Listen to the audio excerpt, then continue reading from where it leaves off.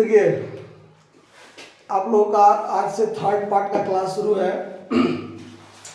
इसमें हम अभी सबसे पहले शुरू करने जा रहे हैं कॉन्ट्रैक्ट अकाउंट, ठेका खाता।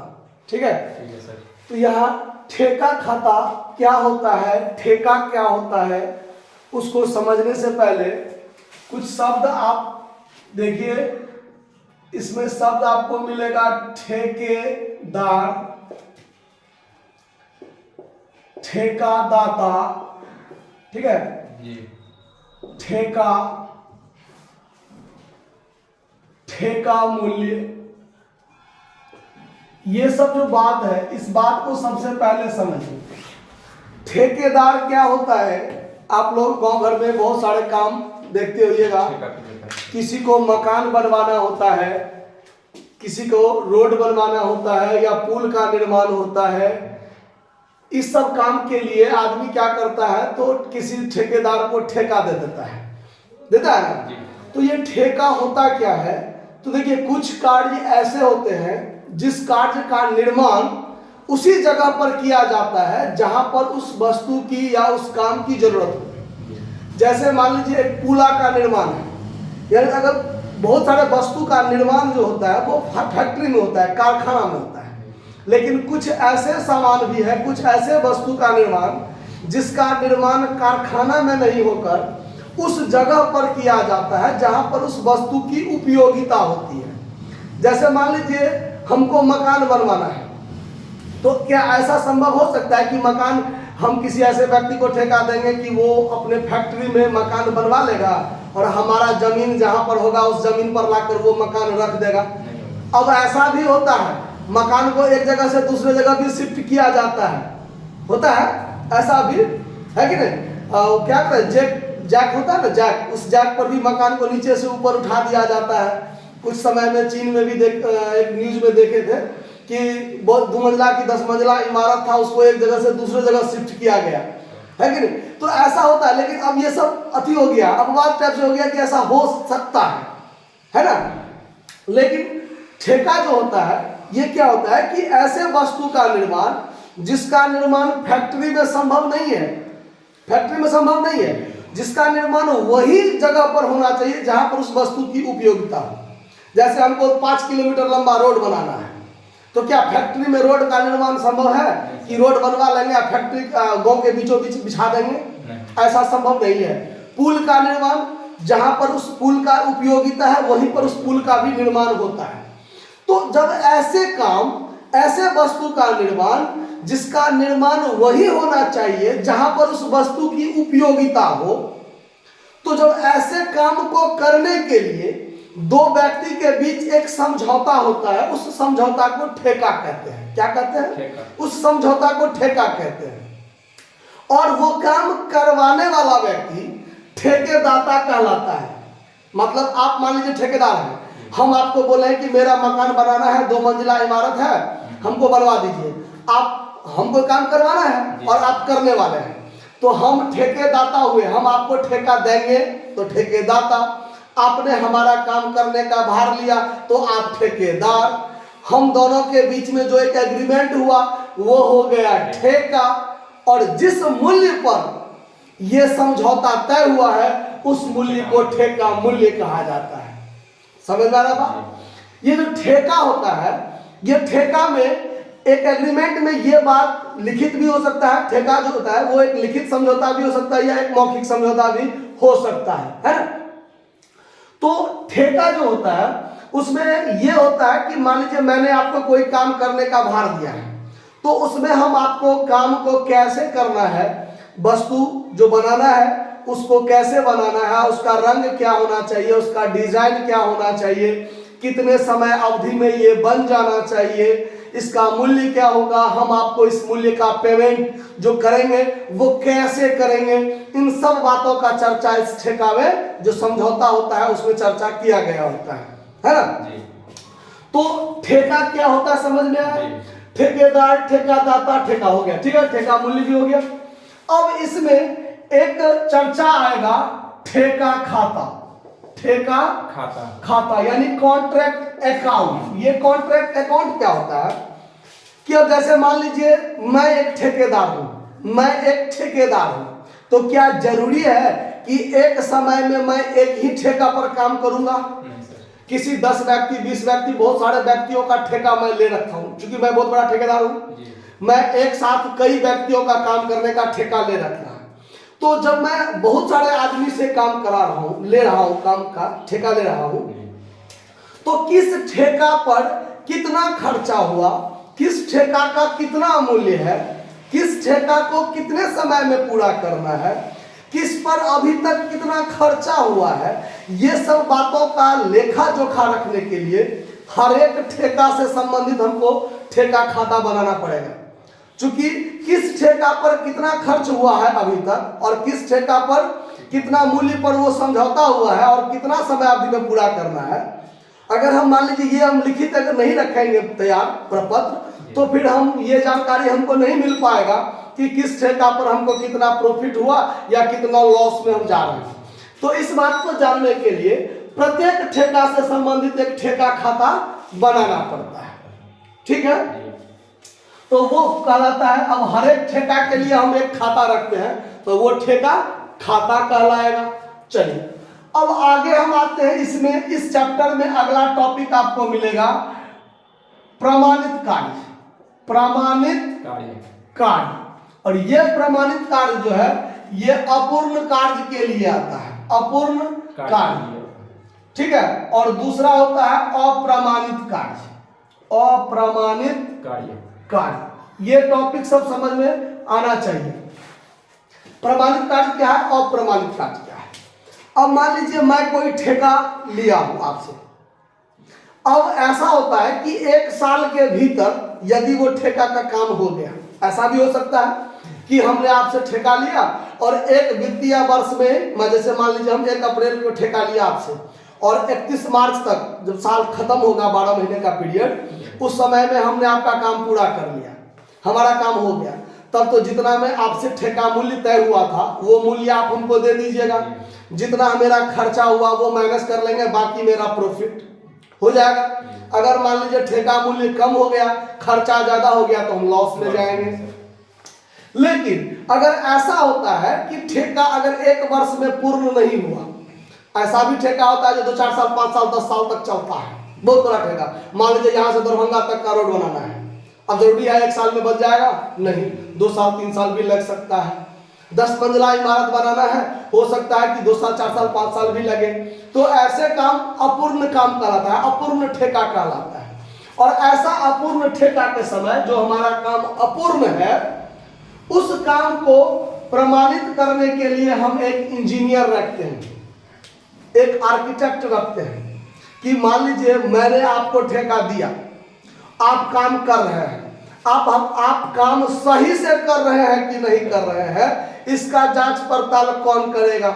मान लीजिए मैं दिल्ली में हूँ, जॉब कर रहा हूँ, अगले साल हम क्या करेंगे तो रिटायर करेंगे, घर पे हमारे गांव में मेरा घर नहीं है, हमने आपको ठेका दे रखा है कि हमारा घर बना दीजिए, इस डिजाइन से होना चाहिए, ये कलर होना चाहिए, उस घर का नक्शा हम दे देंगे, घर में जो पिलर है वो पिलर 10 फीट पे होना चाहिए, आपने 11 फीट पर पिलर दे दिया है, प्लास्टर हो जाएगा तो क्या पता चल पाएगा हमको कि पिलर जो है वो 10 फीट पर दिया है कि 11 फीट पर दिया है।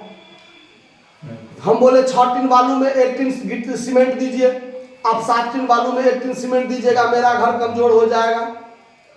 पिलर की जो गहराई, जो हमारा जो कुर्सी का नीचे होता है ना, जो नींव पड़ता है उसके नीचे, हम बोले थे कि जमीन के अंदर 10 फीट पिलर होना चाहिए, आप 8 फीट दिए, 7 फीट दिए, जमीन खोद के देखने तो मैं नहीं जाऊंगा।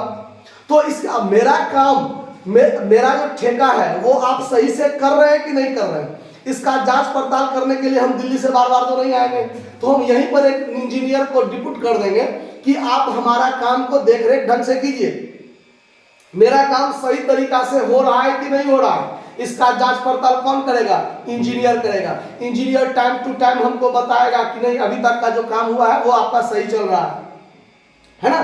तो इसके लिए तो इंजीनियर भी मैं रखूंगा। ठीक, अब इसमें क्या होता है कि हमारा जो काम अधूरा है, आधा हुआ है आधा बाकी है, तो जो इंजीनियर हम रखते हैं, आर्किटेक्ट को हम रखते हैं, वो हमारा काम को निश्चित समय समय पर काम को अप्रूवल देता है, प्रमाणित करता है कि आपका जो काम अभी तक हुआ है वो सही जा रहा है, अभी तक आपका काम सही है। तो जिस तारीख को, अब इंजीनियर पर डे तो वहां नहीं बैठा रहेगा, इंजीनियर को भी तो बहुत सारा काम है, तो वो एक निश्चित समय पर आएगा, फलाने तारीख को आएगा, उस दिन आकर चेक कर देगा कि अभी तक आपका 5 लाख का काम हुआ है और आपका काम सही चल रहा है। और जब खाता क्लोज होगा, जब खाता वर्ष के अंतिम दिन क्लोज होगा, तो क्या जरूरी है इंजीनियर वर्ष के अंतिम दिन वहां बैठा रहेगा प्रमाणित करने? जरूरी नहीं है। वो क्या, जैसे 31 मार्च को खाता क्लोज होता है, 31 दिसंबर को इंजीनियर आया, काम को देखा, काम को प्रमाणित कर दिया, अभी तक आपका काम 5 लाख का प्रमाणित हो गया है। तो 31 दिसंबर के बाद 31 मार्च तक 3 महीने तो मेरा काम चला पिछले प्रीवियस ईयर में। तो उस 3 महीने का काम को इंजीनियर ने अभी तक प्रमाणित नहीं किया है। ऐसा भी होता है ना, काम हुआ मगर इंजीनियर के नजर में अभी तक नहीं गया है, इंजीनियर ने उसको प्रमाणित नहीं किया है। तो जितने कार्य को इंजीनियर ने प्रमाणित कर दिया वो प्रमाणित कार्य कहलाता है, वर्क सर्टिफाइड। इंजीनियर ने उसको प्रमाणित कर दिया है। और जिसका आपको काम तो हुआ मगर इंजीनियर ने अभी तक उसको प्रमाणित नहीं किया, तो वो होता है अप्रमाणित कार्य। समझ में आ रहा था? कोई दिक्कत इस बात को समझने में? तो इतना सारा बात समझने के बाद अब हम आपको बताते हैं कि ठेका खाता कैसे बनेगा। ठेका खाता कैसे बनेगा, तो इसको मिटा दिया जाए। देखिए, ठेका खाता जो बनता है, तो ठेका खाता को चूंकि एक ठेकेदार के द्वारा बहुत सारे ठेका रखा जाता है, तो हर ठेका को एक नाम दिया जाता है। हर ठेका को एक नाम, एक संख्या दी जाती है कि ठेका नंबर 10, ठेका नंबर 50, ठेका नंबर 5, 7, 101, 102, ऐसा करके उसको एक नाम, चूंकि उसको पहचान के लिए कि कौन सा ठेका है। तो जब आप कॉन्ट्रैक्ट अकाउंट बनाइएगा तो उसमें क्या सब होगा, ध्यान से देखिए। सबसे पहले कॉन्ट्रैक्ट अकाउंट लिखिएगा, फिर कॉन्ट्रैक्ट का जो नंबर होगा वो नंबर डाल दीजिएगा कि कौन सा कॉन्ट्रैक्ट है। उसके बाद यहां पर आपको लिखना है कॉन्ट्रैक्ट प्राइस, ठीक है, कि आपका जो कॉन्ट्रैक्ट है उसका क्या मूल्य है। उसके बाद आप क्या कीजिएगा, कॉन्ट्रैक्ट अकाउंट बनाइएगा। तो अकाउंट का फॉर्मेट जैसा आप 11वीं से सीखते आए हैं उसी तरीका का होता है, डेबिट क्रेडिट। कॉन्ट्रैक्ट जो है चूंकि लाभ हानि का बोध कराता है तो नॉमिनल अकाउंट होगा, क्लियर बात। Particular amount, particular amount. मान लीजिए मैं एक ठेकेदार हूं, मैंने जगह जगह पर ठेका ले रखा है। अब हम अपने पास, अपने स्टोर में, हमारा कहीं अपना गोदाम होगा, हम वहां पर बहुत सारा माल मंगा के रखते हैं, बहुत सारा माल मंगा के रखते हैं। चूंकि अब बार बार काम होगा तो हम बार बार सामान खरीद के लाएंगे, ऐसा जरूरी नहीं है।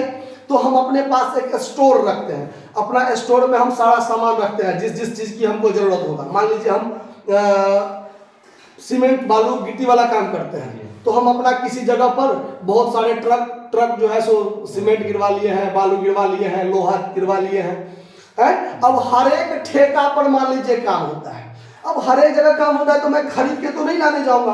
तो हमारा जो स्टोर है उस स्टोर से हम माल क्या करेंगे, जगह जगह पर भेजवा देंगे। तो यहां पर कॉन्ट्रैक्ट अकाउंट के डेबिट साइड में जितना भी खर्चा कॉन्ट्रैक्ट पर हो रहा है, चाहे वो खरीद के ला रहे हैं, चाहे हम अपने स्टोर से ला रहे हैं, चाहे किसी दूसरे कॉन्ट्रैक्ट से इस कॉन्ट्रैक्ट पर ला रहे हैं, सब खर्चा डेबिट में होगा। यानी कॉन्ट्रैक्ट पर कुल मिलाकर मैंने कितना खर्च किया वो सारा का सारा काम डेबिट में आएगा। देखिए क्या सब, तो यहां पर to material purchase, to material issue from store,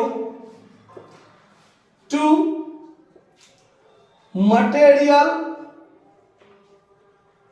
material transferred from other contract, किसी दूसरे कॉन्ट्रैक्ट पर से मान लीजिए हम यहां पर मटेरियल मंगवाए हैं तो डेबिट में। वैसे ही टू प्लांट, चाहे परचेज हो, चाहे इशू फ्रॉम स्टोर हो, चाहे मान लीजिए दूसरे कॉन्ट्रैक्ट पर से इस कॉन्ट्रैक्ट पर आया, क्योंकि जगह का अभाव है, थ्योरी समझा रहे हैं, आपके पास नोट्स मिला हुआ है, ठीक। तो टू मटेरियल परचेज हो, चाहे स्टोर से आया हो, चाहे अदर कॉन्ट्रैक्ट पर से आया हो, डेबिट में होगा।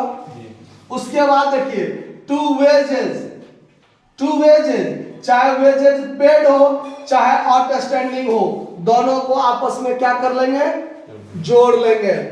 उसके बाद to other expense, other expense कोई भी हो, डायरेक्ट हो, इनडायरेक्ट हो, जो भी खर्चा हो, वो एक्सपेंस पेड हो चाहे आउटस्टैंडिंग हो, दोनों को क्या कर लेंगे, जोड़ लेंगे। समझ में आ रहा बात? उसके बाद अब चलिए, तो मटेरियल हो गया, प्लांट हो गया, वेजेज हो गया, खर्चा के रूप में जितना जो हुआ लिख दिया मैंने डेबिट में।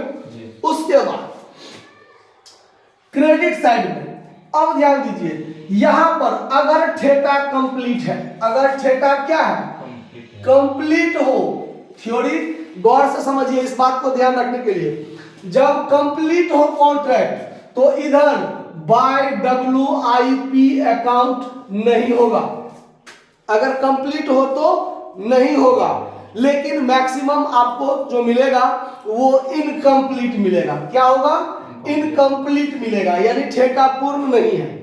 अगर ठेका पूर्ण नहीं है तो आधा अधूरा काम कुछ तो हुआ है, हुआ होगा कि नहीं हुआ होगा, तो जितना काम हुआ होगा वो यहां लिखाएगा बाय WIP,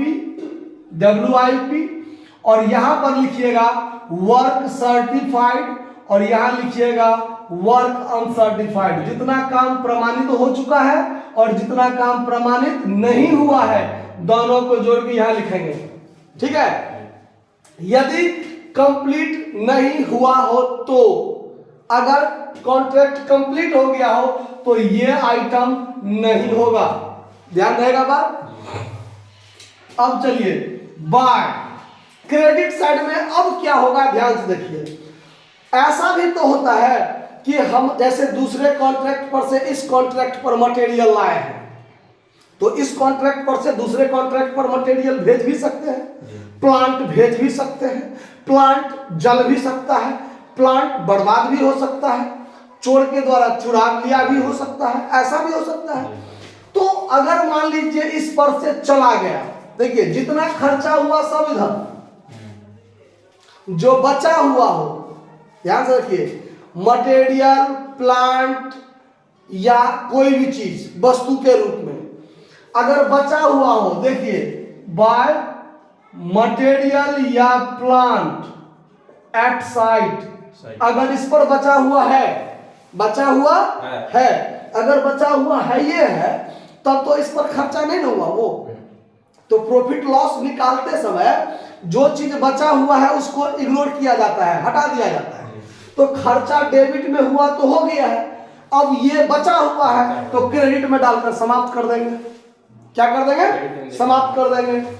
बाय मटेरियल या plant transfer to other contract, अगर हम दूसरे पर भेजे हैं, अगर हम दूसरे पर भेजे हैं तो टोटल इस पर खर्चा कर दिए हैं। अब चूंकि वो दूसरे पर भेज दिया, तब तो इस कॉन्ट्रैक्ट पर तो नहीं हुआ खर्चा, तो उसको क्या करते हैं, क्रेडिट में डालकर समाप्त कर देते हैं। उसके बाद अगर चोर चुरा लिया, आग में जलकर नष्ट हो गया, बाढ़ में बह गया या पानी में दह गया, तो उसको कॉन्ट्रैक्ट पर का खर्चा तो नहीं मानेंगे, हम नहीं मानेंगे। तो वैसे चीज को भी हम क्या करेंगे, क्रेडिट साइड में डालकर समाप्त करेंगे। तो वैसे जो एबनॉर्मल लॉस होता है, जो आकस्मिक हो गया, उसको हम बाय PL अकाउंट लॉस करके लिखेंगे। क्या, तो मटेरियल या प्लांट स्टॉलन, चोरी हो गया तो मटेरियल या plant loss by fire, loss by fire, समझे बात। तो इस सब को क्रेडिट साइड में डालेंगे, हेडिंग क्या होगा, बाय PL अकाउंट। समझ में आया बात। अगर हम प्लांट को बेच दिए, अगर हम प्लांट को क्या किए, बेच दिए, ऐसा भी हो सकता है ना, तो बाय प्लांट या मटेरियल सोल्ड,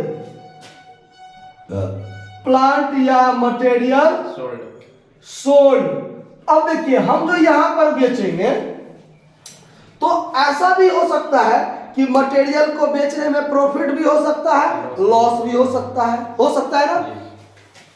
तो अगर लॉस होगा, बात पर ध्यान दीजिए, इधर हम प्लांट है 500 का और इधर हम बेचे हैं 400 में, तो 100 लॉस हुआ। तो दोनों साइड को बराबर करने के लिए 100 लॉस को इधर दिखाएंगे कि नहीं दिखाएंगे। तो अगर लॉस होगा बेचने पर तो by loss on sales of plant या मटेरियल क्रेडिट साइड में रखेंगे, ठीक है। अगर यहां पर प्लांट है 500 का डेबिट में, प्लांट या मटेरियल जिसको हम बेचे हैं, अगर हम इसको 700 में बेचे, इस साइड 700 हम देंगे बेचे तो सोल्ड, तो प्रॉफिट हुआ। तो दोनों साइड को बराबर करने के लिए 200 प्रॉफिट किधर दिखाएंगे, डेबिट में दिखाएंगे। तो यहां पर लिखेंगे profit on sales of plant या मटेरियल, डेबिट में लिखेंगे। समझ में आया बात। उसके बाद टू सब कॉन्ट्रैक्ट कॉस्ट, सब कॉन्ट्रैक्ट कॉस्ट। अब ये क्या होता है, ये भी कॉन्ट्रैक्टेबल खर्चा है। ये क्या होता है ध्यान से देखिए। अगर मान लीजिए मैंने आपसे कॉन्ट्रैक्ट लिया है कि मैं पक्का मकान बनाना है 2 मंजिला, कॉन्ट्रैक्ट ले लिया है। अब जरूरी नहीं है कि मैं सब काम खुद करूंगा। अब लकड़ी का गेट जो लगेगा, अब ये मैं खुद कराऊंगा जरूरी नहीं है। हम एक बढ़ीवा को ठेका पर दे दिया है कि लकड़ी वाला गेट लगवाना है, तो हम ठेका मैंने लिया है, लेकिन हमने भी किसी को दूसरे को ठेका दे दिया। लोहा वाला ग्रिल सब लगाना है जगह जगह पे, जो कॉन्ट्रैक्ट में होगा, जो यहाँ ग्रिल लगाना है लोहा का। अब वो लोहा वाला ग्रिल लगाना है तो वो लोहा वाला भी काम मैं ही करूंगा, जरूरी नहीं है। तो मैं किसी ग्रिल वाले को जो लोहा का वेल्डिंग करता है, हम उसको ठेका दे दिया है, ऐसा भी हो सकता है। तो ये जो मैंने ठेका लिया और मैंने भी किसी दूसरे को ठेका दे दिया, तो ये सब कॉन्ट्रैक्ट हो गया। आया बात समझ में। तो उसका पर जो खर्चा हुआ वो भी तो कॉन्ट्रैक्ट पर ही खर्चा हो रहा है ना, तो वो भी डेबिट में आएगा। समझ में आ रहा बात। चलिए अब देखिए अब क्या होगा। अब ये काम कर रहे हैं हम इनकम्प्लीट पर। अगर कॉन्ट्रैक्ट कंप्लीट होगा, कॉन्ट्रैक्ट क्या होगा, कंप्लीट होगा, तो ये चीज तो नहीं होगा, WIP तब नहीं होगा। जब WIP नहीं होगा तब क्या होगा, तो इसके बदले में बाय कॉन्ट्रैक्टिज अकाउंट, बाय कॉन्ट्रैक्टिज अकाउंट यानी ठेकेदाता का खाता को हम क्रेडिट करेंगे। क्यों, तो जितना का कॉन्ट्रैक्ट है वो पूरा का पूरा मूल्य तो हमको मिलेगा, तो वो पूरा मूल्य मिलेगा तो हमारे लिए तो आमदनी होगा, तो उसको क्रेडिट में लिखेंगे बाय कॉन्ट्रैक्टिज अकाउंट। ठीक है, क्योंकि समय का अभाव हो जाता है, एक ही वीडियो में सारा बात बताना रहता है ना, तो ध्यान रखिए। तो ये चीज जो है यहाँ पर शॉर्टकट में वर्क सर्टिफाइड और वर्क अनसर्टिफाइड, ये होगा कब, जब इनकम्प्लीट होगा तो, है ना। अगर कंप्लीट होगा तो और करके इसके बदले में बाय कॉन्ट्रैक्टिज अकाउंट हो जाएगा। समझ में आया बात। इतना करने के बाद आप क्या कर दीजिएगा, अंत में जोड़ घटाव कीजिएगा। डेबिट क्रेडिट में घटेगा तो लॉस और डेबिट में घटेगा तो प्रॉफिट। ठीक है, तो यहां पर एक बात, जब यहां पर प्रॉफिट निकलने वाली बात होगा तो वहां पर कॉन्ट्रैक्ट अधिनियम में एक बात का चर्चा है। वो बात क्या है, वो अब आगे ध्यान दीजिए। देखिए अब कॉन्ट्रैक्ट अकाउंट में लाभ का निर्धारण कैसे होगा। अब देखिए लाभ का निर्धारण कैसे होगा, तो यहां पर ठेका अधिनियम में कहता है कि यदि ये जो होगा वो अपूर्ण ठेका के संबंध में, अपूर्ण ठेका के संबंध में यदि लाभ नहीं, पहले यदि प्रमाणित कार्य प्रमाणित कार्य कुल ठेका मूल्य के 1/4 भाग से कम हो तो लाभ का निर्धारण नहीं होगा। तो लाभ का निर्धारण नहीं होगा। जो अंतर की राशि होगा ना, उसको वर्क इन प्रोग्रेस अकाउंट में ट्रांसफर कर दिया जाएगा। तो ये चीज जब सवाल बताएंगे ना, तब ज्यादा क्लियर हो जाएगा बात को समझने में कि प्रमाणित कार्य जो है वो कुल ठेका मूल्य के 1/4 भाग से कम हो तो फिर लाभ का निर्धारण हो ही नहीं सकता। कॉन्ट्रैक्ट अकाउंट का जो शेष आएगा ना, अंतर, जिसको हम लोग लाभ या हानि कहते हैं, तो वो चीज जो है ना, वो WIP यानी वर्क इन प्रोग्रेस अकाउंट में ट्रांसफर किया जाएगा। यानी चालू कार्य प्रगति पर होता है ना, उस अकाउंट में ट्रांसफर किया जाएगा। दूसरा, यदि प्रमाणित कार्य कुल ठेका मूल्य के 1/4 भाग से अधिक 1/4 भाग से अधिक और 1/2 भाग से कम हो तो लाभ का निर्धारण होगा। कैसे? तो वो नगद प्राप्ति और जो प्रमाणित कार्य है उसके अनुपात में एक निश्चित भाग भेजा जाता है।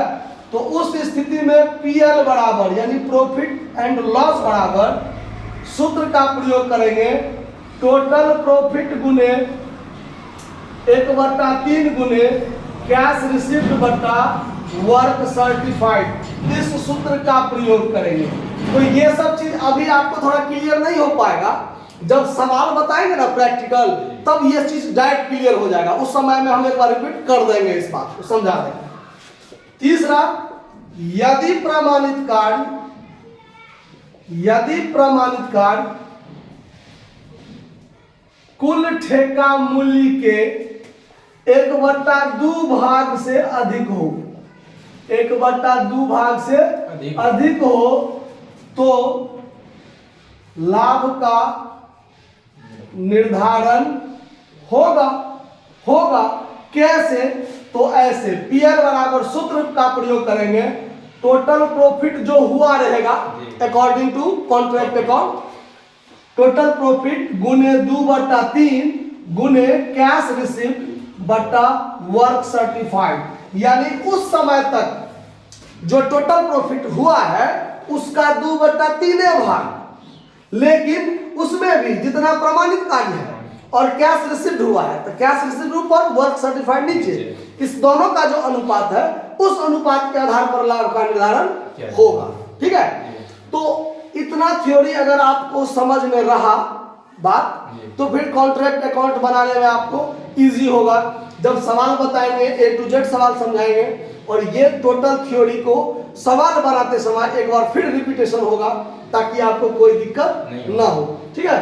तो नोट कर लीजिए। धन्यवाद।